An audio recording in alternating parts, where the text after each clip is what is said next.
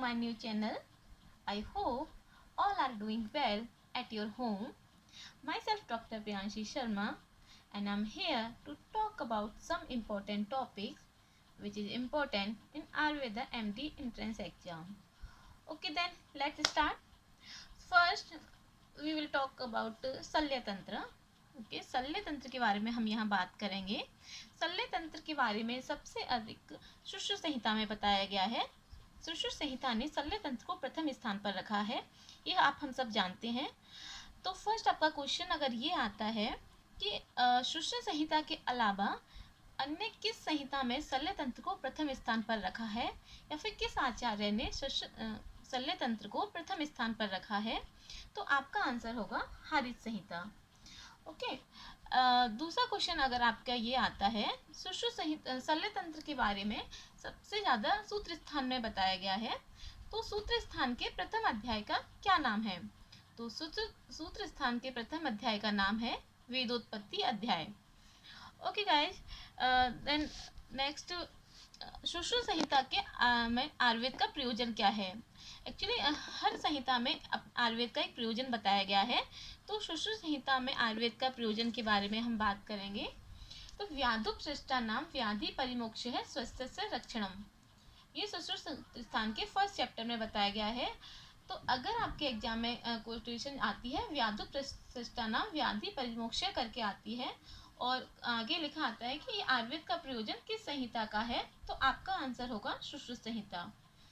Okay guys, then शल्य तंत्र में हम आगे बात करेंगे कि शल्य चिकित्सक के क्या गुण होते हैं. सुश्रुत संहिता में शल्य चिकित्सा के बारे में मेनली 5वें अध्याय अग्रोपणीय अध्याय में बताया गया है. इसमें शल्य चिकित्सक के गुण बताए गए हैं, आपके 10th नंबर श्लोक में बताए गए हैं. शौर्यम आसु क्रिया, सूर्यवान होना चाहिए. आसु क्रिया यानी कि अपने कार्य में शीघ्रता करने वाला होना चाहिए. शस्त्र तैक्षण्यम, शस्त्र की धार को उचित तीक्ष्ण होना चाहिए. अस्वेद अवेपतु, यानी सर्जन को जो भी सर्जरी कर रहे हैं उसको पसीना नहीं आना चाहिए.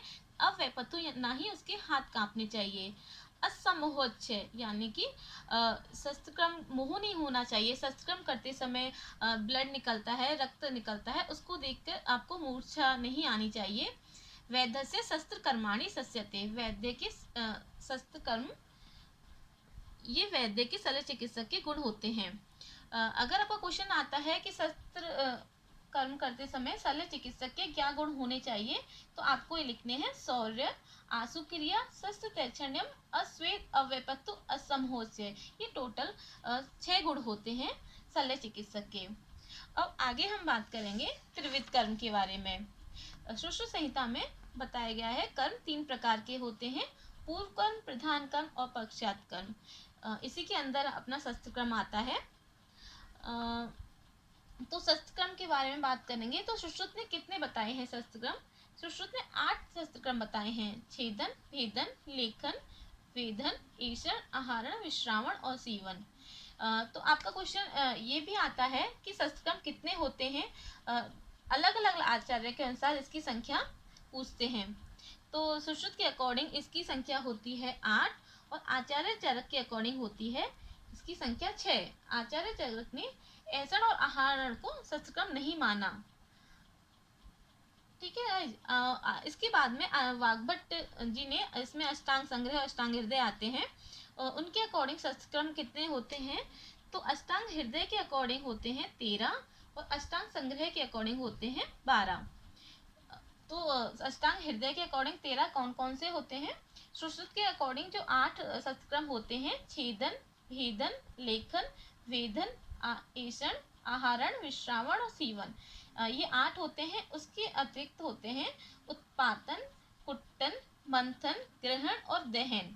ये आपको याद रखने हैं. उत्पाटन, कुत्थन, मंथन, ग्रहण और दहन, ये टोटल 13 होते हैं आचार्य अष्टांग हृदय के अनुसार, आचार्य भागवत के अनुसार। लेकिन अष्टांग संग्रह में शस्त्रम अगर आपसे पूछते हैं तो आपको 12 लिखने हैं, जिसमें दहन कर्म नहीं आता है। ठीक है गाइस, आपको शस्त्रम के याद रखने हैं किस आचार्य के अनुसार कितने शस्त्रम होते हैं। सुश्रुत के अकॉर्डिंग 8 होते हैं, चरक के अकॉर्डिंग 6 होते हैं, आचार्य वाग्भट आता है लिखा तो आपको 13 लगाने हैं। अगर अष्टांग हृदय और अष्टांग संग्रह करके आता है तो अष्टांग संग्रह में 12, अष्टांग हृदय में 13 आपको शस्त्रम लिखने हैं। अब वो सत्क्रम करते समय में भेदन करना होता है, तो भेदन का प्रमाण कितना होना चाहिए, अगला क्वेश्चन ये आता है। तो सत्क्रम हमेशा रोमों की अनुलोम दिशा में करना है। ये आपको ध्यान रखना है कि रोमों की अनुलोम दिशा मतलब जिस साइड में आपके हेयर्स हैं, रोम हैं, उसी के अकॉर्डिंग आपको सत्क्रम करना है। जो आप प्रलेप वगैरह लगाते हैं वो रोमों की प्रतिलोम दिशा में लगाते हैं, इसके अपोजिट डायरेक्शन में लगाते हैं। लेकिन सस्क्रम हमेशा रोमों की अनुलोम दिशा में किया जाता है। और इसका अगर आपको प्रमाण की बात करें तो 2 या 3 अंगुल लंबा आपको व्रण करना होता है।